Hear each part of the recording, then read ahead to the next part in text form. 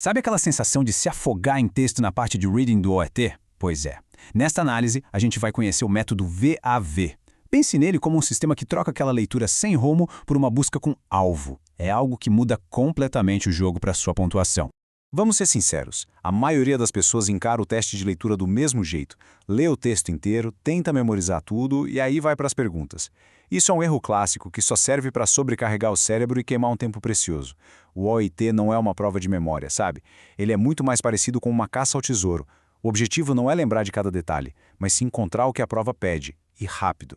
Então, como é que a gente sai dessa armadilha? A resposta é o método VAV. E olha, isso aqui não é só uma diquinha não, é um sistema completo, um passo a passo. Ele transforma qualquer um de um leitor passivo que só absorve informação para um buscador ativo focado. E VAV, claro, é a sigla para varredura, ancoragem e verificação. A lógica por trás do método é, na verdade, bem simples, mas é poderosa.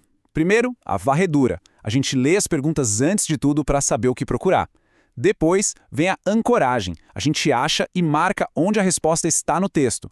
E, por último, a etapa que garante a pontuação, a verificação. Aqui a gente confere se a nossa escolha tem 100% de base no que está escrito. Simples, né? Mas faz toda a diferença. Bom, o primeiro passo, a varredura, é a grande virada de chave. Pensa assim, quando a gente lê as perguntas antes do texto, a gente basicamente reprograma nosso cérebro. Ele sai daquele modo preciso entender tudo e entra no modo caça ao tesouro. De repente, a leitura deixa de ser um esforço gigantesco e passa a ser uma missão com alvos claros. Só essa mudança já diminui e muito o cansaço mental. Ok, depois de saber o que procurar, a gente vai para ancoragem. Conforme a gente passa os olhos pelo texto e acha a informação que responde a uma pergunta, a gente simplesmente marca. Pode ser sublinhando, circulando, o que funcionar melhor. A parte crucial aqui é não responda ainda, só localize. Essa pequena pausa evita aquele erro clássico de se precipitar e escolher uma resposta antes de ler a frase seguinte, que muitas vezes tem um detalhe que muda tudo. E, finalmente, a verificação. Essa aqui é a nossa rede de segurança, o que garante a precisão. A regra é de ouro e é absoluta. Se não der para apontar o dedo para a frase exata no texto que comprova a resposta, então a resposta está errada. Fim de papo. É essa disciplina que desmonta as piores armadilhas do OIT. Sabe, aquelas alternativas que parecem fazer sentido, que são plausíveis, mas que simplesmente não estão escritas no texto. Vamos ver como isso funciona na prática para ficar bem claro.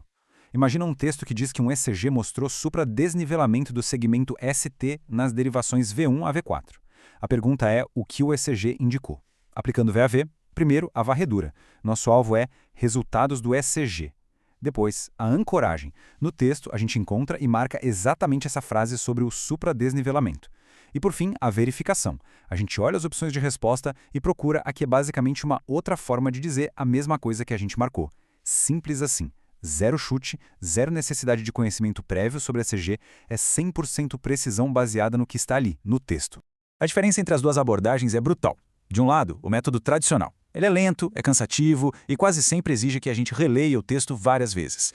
Do outro lado, com o VAV, a leitura é feita uma única vez, mas de forma cirúrgica, com propósito. A gente já sabe o que está procurando. O resultado, mais velocidade, muito mais precisão e, o mais importante, um cérebro treinado para simplesmente ignorar as distrações que a prova joga na nossa frente.